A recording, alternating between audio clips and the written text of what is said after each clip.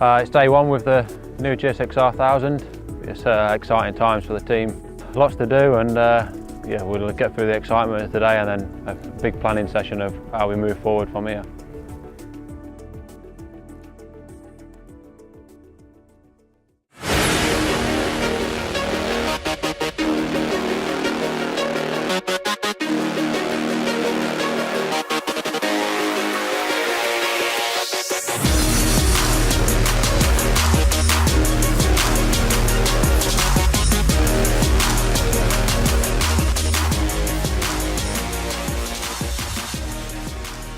Having just ridden both bikes back to back, I mean, the first thing you notice with the 2017 one is how much smaller it does feel when you get on it. It makes it a lot easier to ride, and just things like getting tucked in on the straight feels a lot nicer. It's more nimble, and it was really fast as well. The second I got on it, you could definitely feel the new engine and the power that it's got. So I'm really looking forward to getting on my race bike and seeing how it goes.